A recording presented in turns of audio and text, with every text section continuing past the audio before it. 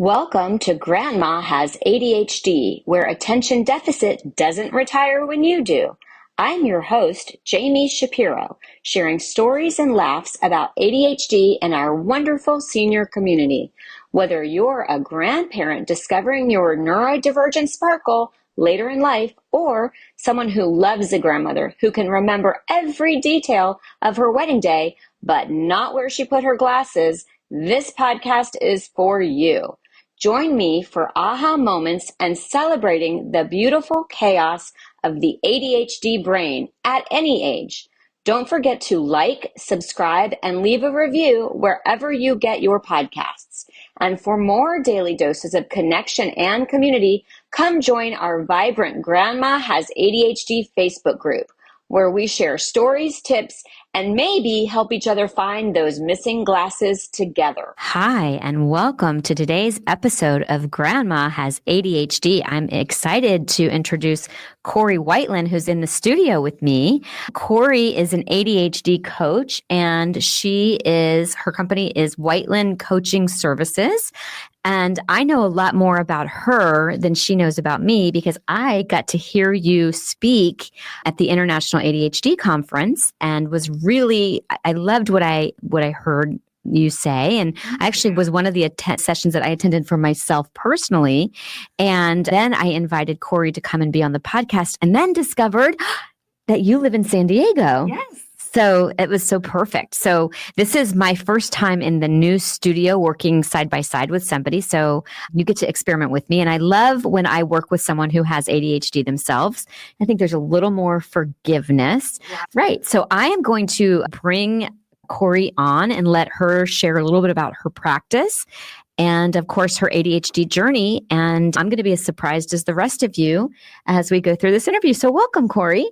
Hi, Jami. Thanks so much for having me. This is my first time recording a podcast in a studio.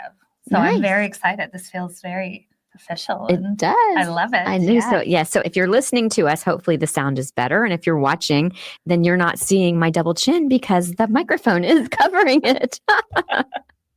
Okay, so tell me about Corie and tell me a little bit about, let's talk about ADHD and how you found out that you have it. So I am a product of a very, very, very ADHD dad.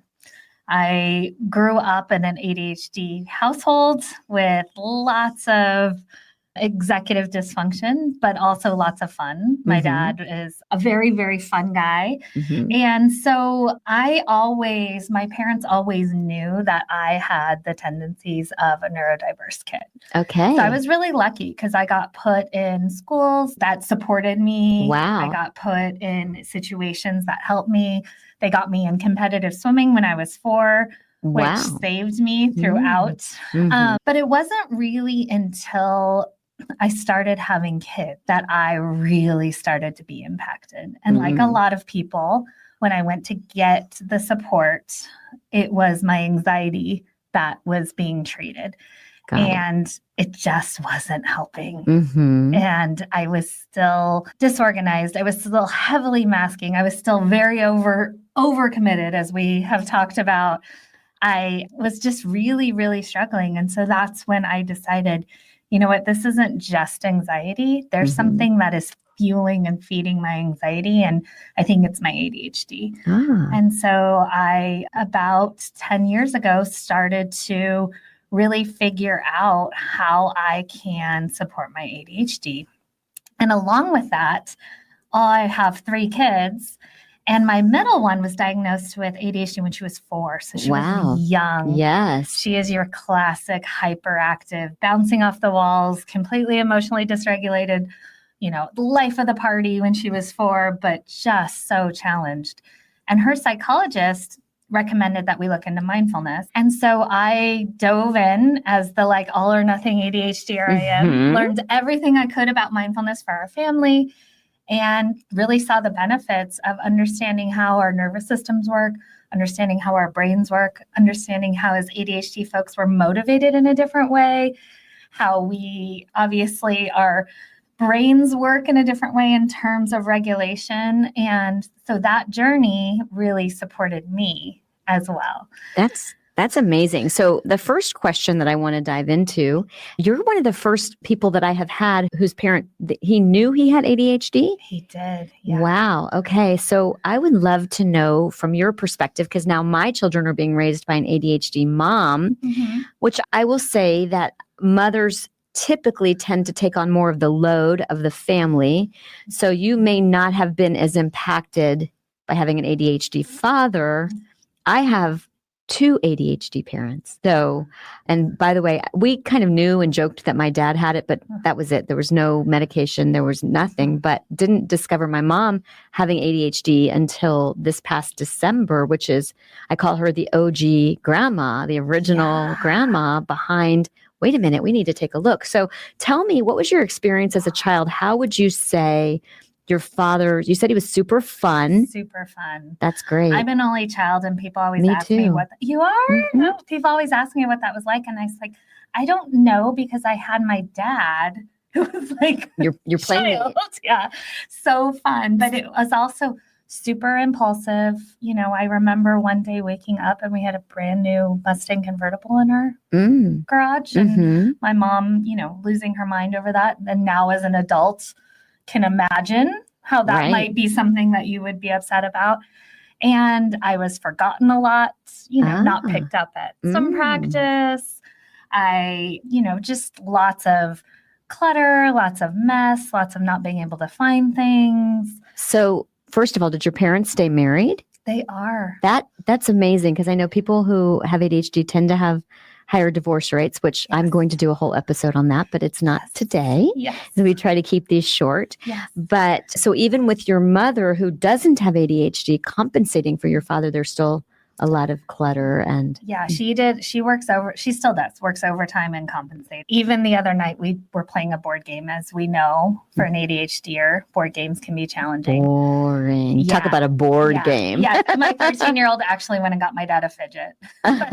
Just even watching my parents navigate the board game, and my dad being like, let's go. Do that. Wait, it's your turn. And my mom just taking her time and being very deliberate. And I thought to myself, wow, they've worked really hard over the years. That's amazing. Because, they've been married 55 years, I think. Wow. And so you're married? I am married. With 3 children. The kids' ages? They are 19, 16, and 13. Okay. And 2 are officially diagnosed with ADHD. Me too. 2 of my 3. Of your 3? Uh-huh.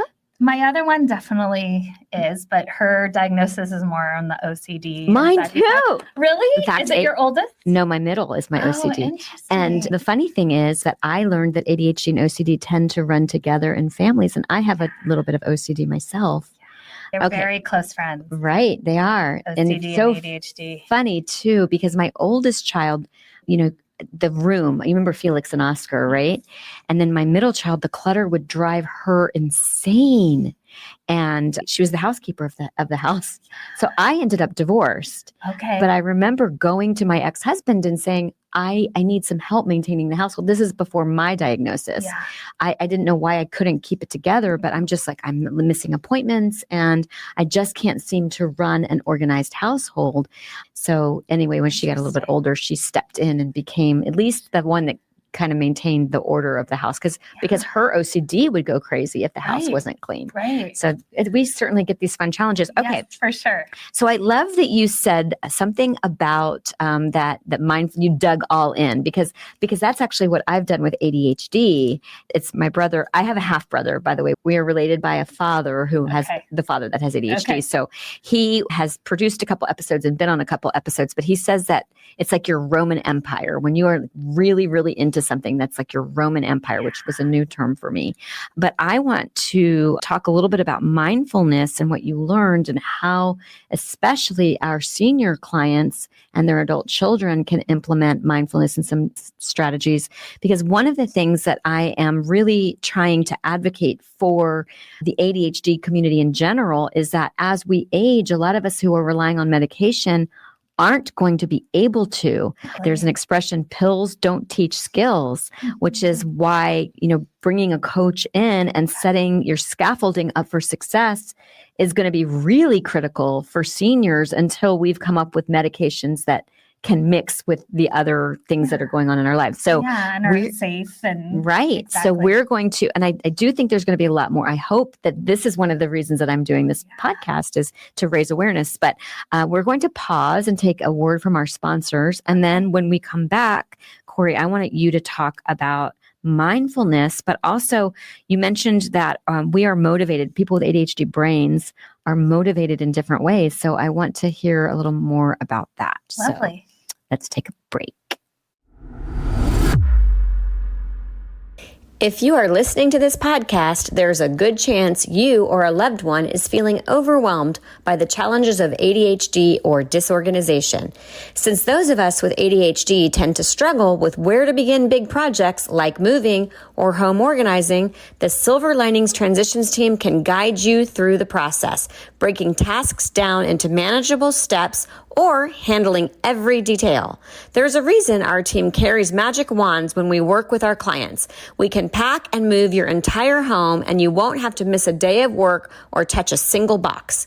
We also provide home organizing and storage sort outs with an understanding of ADHD. If you have a home to sell, we can provide you free or discounted services when we refer you to one of our realtor partners through our realtor referral program.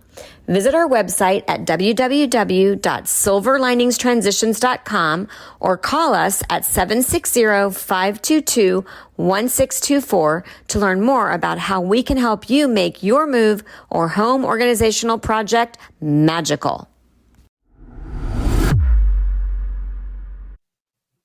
And we are back. Okay. So Corie, talk to us about mindfulness, but really with a mindfulness towards seniors and their adult children. Yes. And I have firsthand experience with this because I support my dad with mindfulness a lot. Okay. So my dad with the ADHD is also an elite athlete. Oh. So at 75, he still runs the hurdles and does shot put and long jump.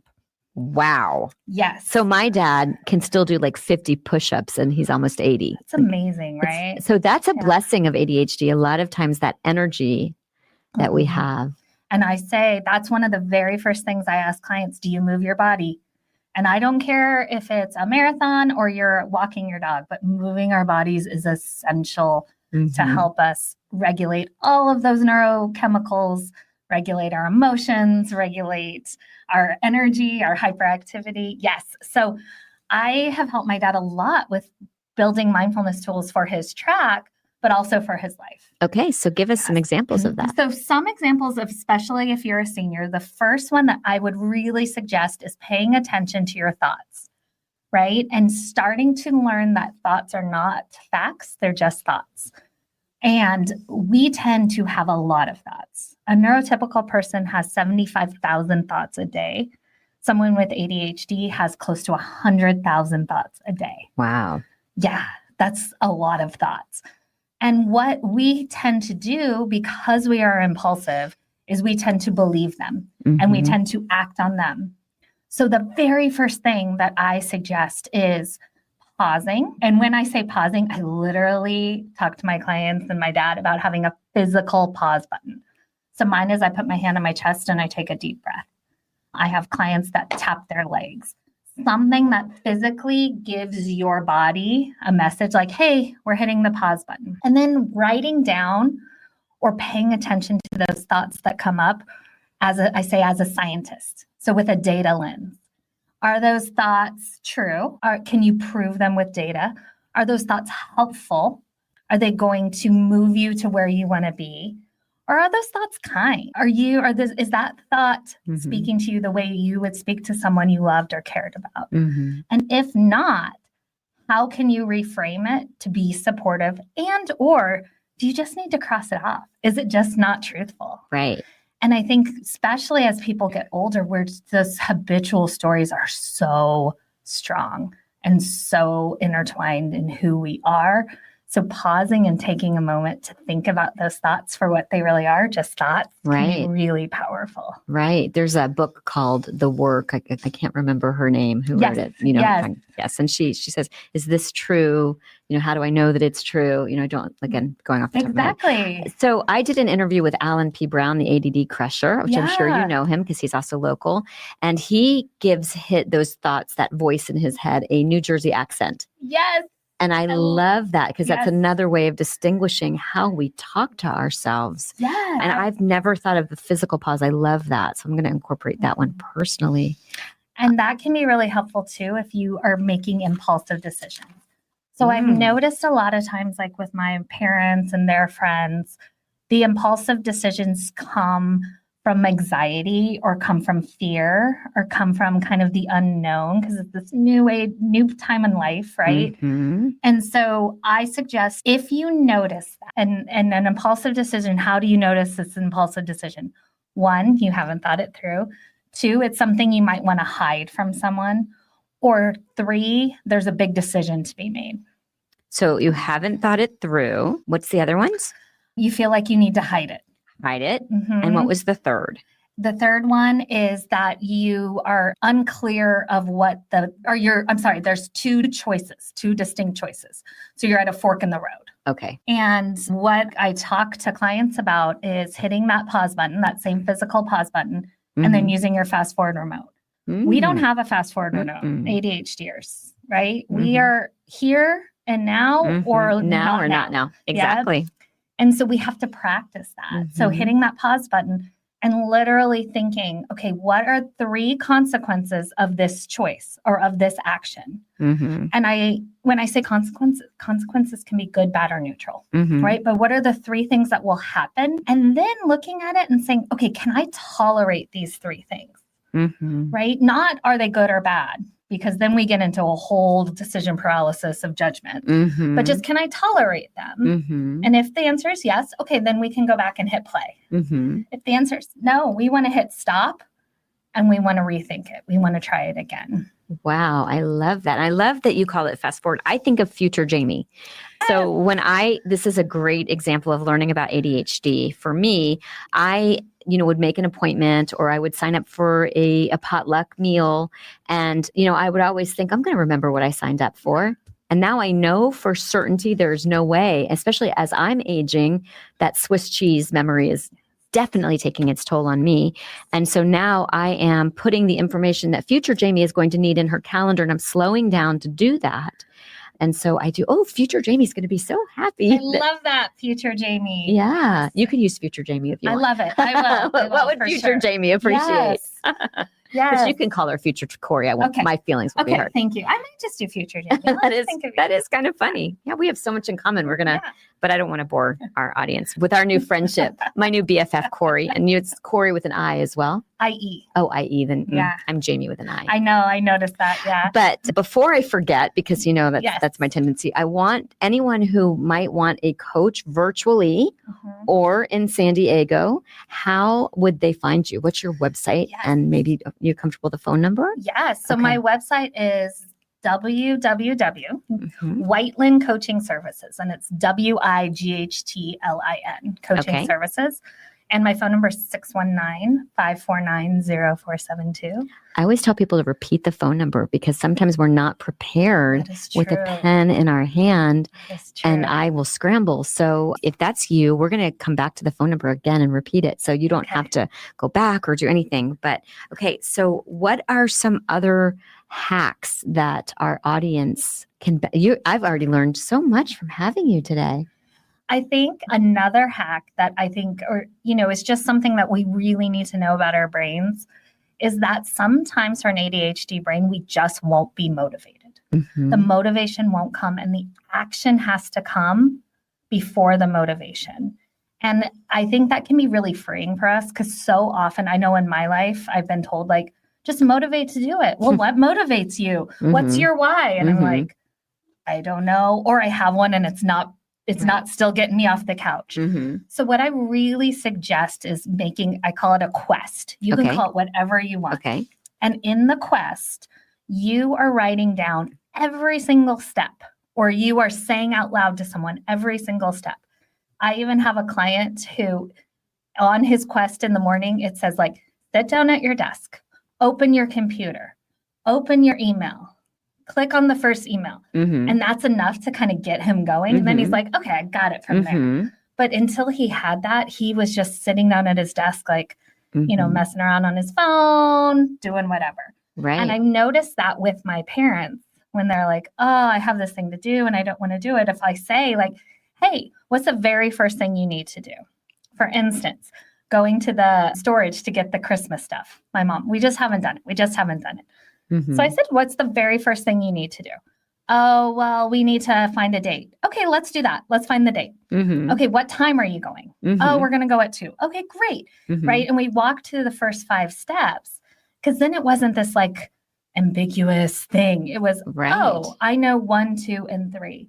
And that can work for anything. That can work for movement, right? What's the very first thing you need to do? Put on my socks and shoes. And sometimes it can sound silly, but what we do then is we give a hat hook. That's what I call it. The hat hooks where you can hang your umbrella. Yes, your hat. yes. We give that in our brain for this information to go, which then allows us to act on it. And then the motivation comes, right? Then my mom is like, oh, now I'm excited to go and get the Christmas stuff. And I'm excited to decorate. Right. Where before it just felt like this big, heavy thing to do.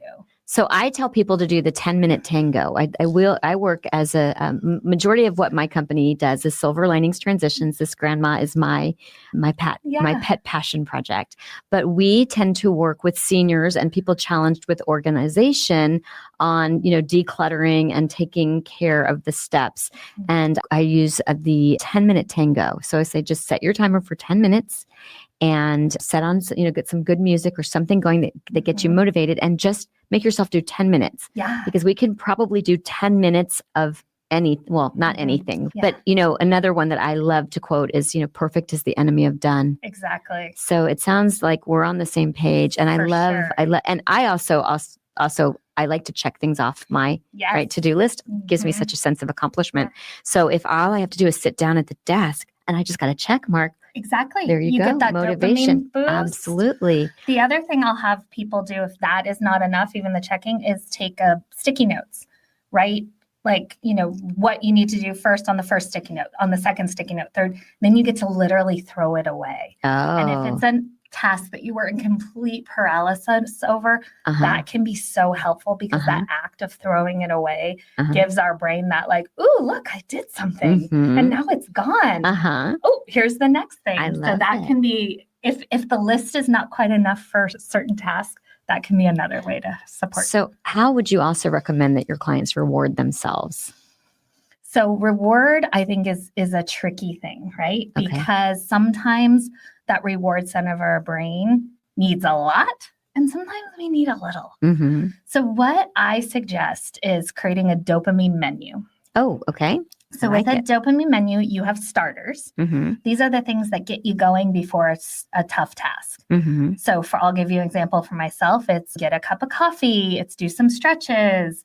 It's play a favorite song. Then we have mains. These are things we do every day that help us keep regulated. So for me, it is reading. I'm a big reader. Okay. It's movement and it's rest. Okay. Because we know ADHDers need a lot of You can rest? I have taught myself lots of tools to rest. Okay. I am not a good rester. Okay. But I know if I don't, I get burned out really fast. Sure. So future Jami / Corie knows that I need it. Right. So, I can sleep. I'm really good about going to bed at an early time and rising at an early time.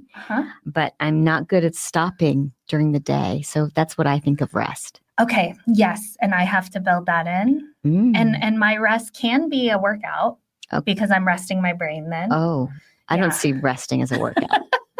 But see, and I think rest is different, right? Different purposes. Sure. I'm a good napper. Okay. If I'm burnt out, I will stop myself. So then we have sides, and the sides are the dopamine pairing. Okay. Right. So when you said to your clients, like, put on a great song and do it, that's what I think of as sides. So for me, if I'm doing the dishes, you better believe I have a really bad reality TV show on my computer on the counter. Otherwise, those dishes are not getting done. I know a great podcast you can put on while you're doing those dishes. I've heard of one. I think it would be also supportive for my parents. I think so. Okay, so the side dishes, I love that. And then what's dessert? Desserts are the rewards. Okay. And what I always suggest is that you have different kinds.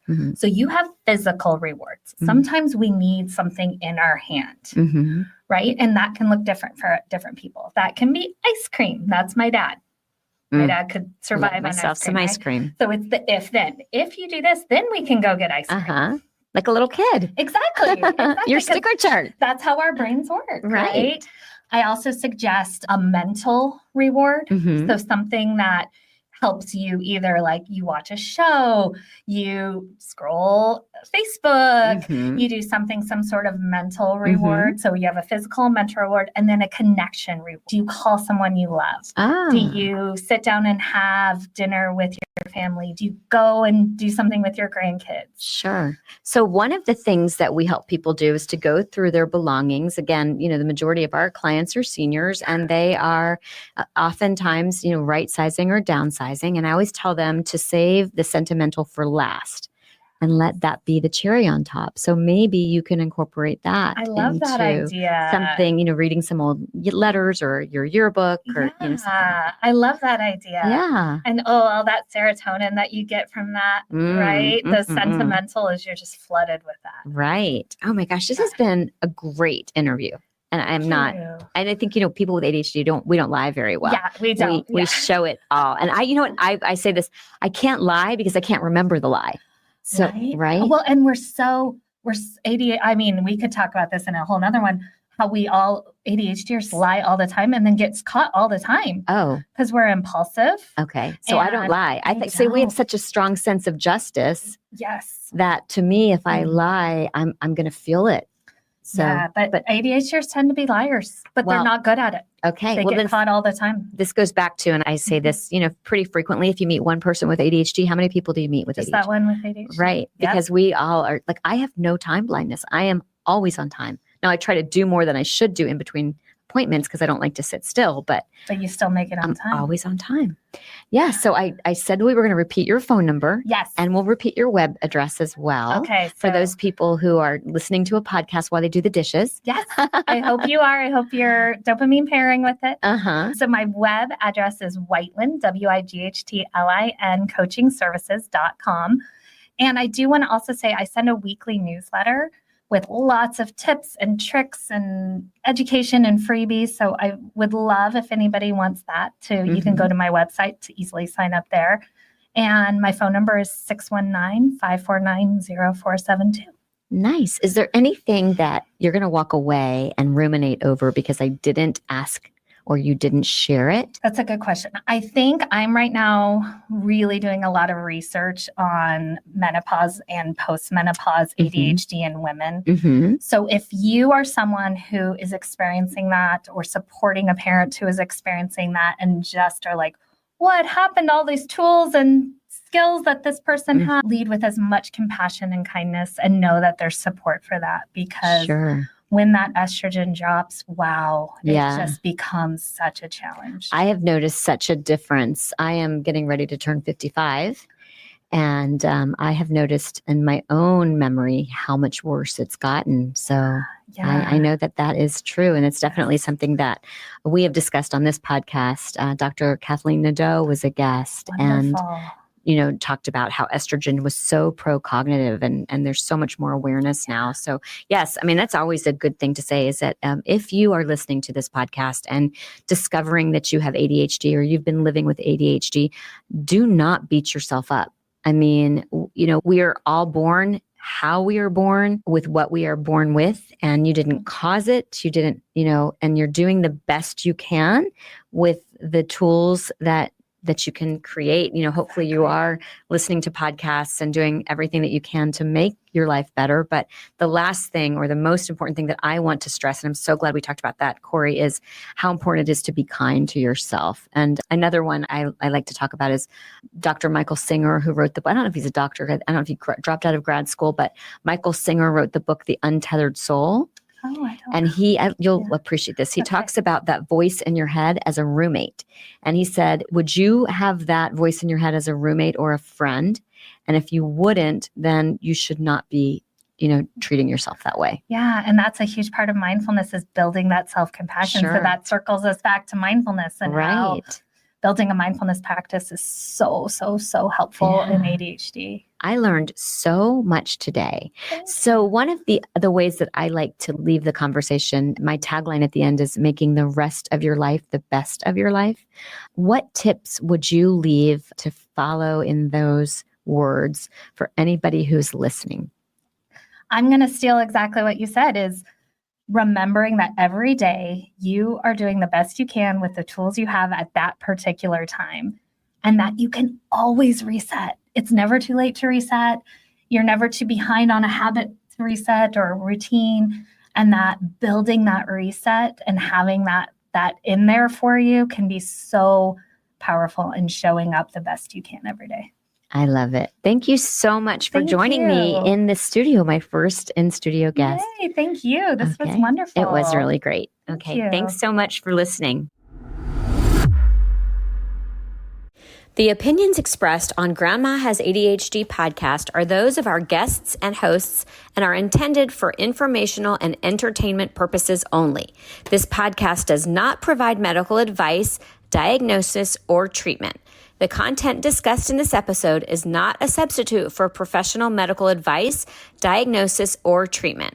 Always seek the advice of your physician, mental health professional, or other qualified health provider with any questions you may have regarding a medical condition or mental health concern. Never disregard professional medical advice or delay in seeking it because of something you have heard on this podcast. If you think you may have a medical emergency, call your doctor or emergency services immediately. The host, guests, and producers of Grandma Has ADHD do not assume any liability for the content of this podcast. Listen at your own discretion.